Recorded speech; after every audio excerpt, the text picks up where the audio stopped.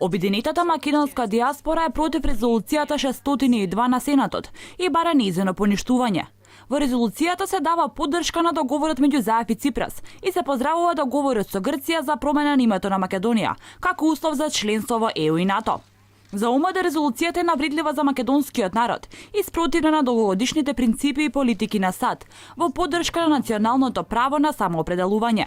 Па затоа тие ги повикуваат сите македонски американци и сите пријатели на Македонија да испратат писмо до нивните сенатори со барање за поништување на резолуцијата 602. Веќе имаме стотици писма испратено од као започна акцијата вчера, што дознавме за ова резолуција, веќе мобилизиравме македонската американска заедница и убаво е што во државите кај што има мнозинство македонска заедница не се поддржувачи на ова резолуција, туку овие сенатори доаѓаат од мали држави кај што воопшто нема ни голема македонска заедница. Во резолуцијата се тврди дека промената на името на државата би овозможило Македонија да стане земја членка на НАТО и ЕУ, што всушност не е загарантирано со договорот.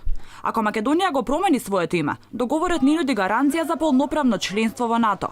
Успешноста на договорот не само што зависи од успешноста на референдумот во Македонија и спроведување на уставните промени во земјата, туку и на успешната ратификација во грчкиот парламент и ратификацијата од страна на сите членки на НАТО, велат од ОМД. Според резолуцијата 602 на Сенатот, секој опонент на договорот е проруски активист, вели Залпа Коловски, кој смета дека таквите ставови се апсурдни. Според анкетите ние што ги имаме направено, дека мнозинството се против промена на името и идентитетот за влез во Европската унија и во НАТО, а ова резолуција сугерира дека секој што е против промена на името е проруски активист или настроен. Тоа е абсурдно и не можеме ние да го дозволиме тоа и затоа една од причините зашто сме ние против ова резолуција, напротив на тоа што не се согласуваме со самиот договор и неуставниот начин на овој договор што е вклучен.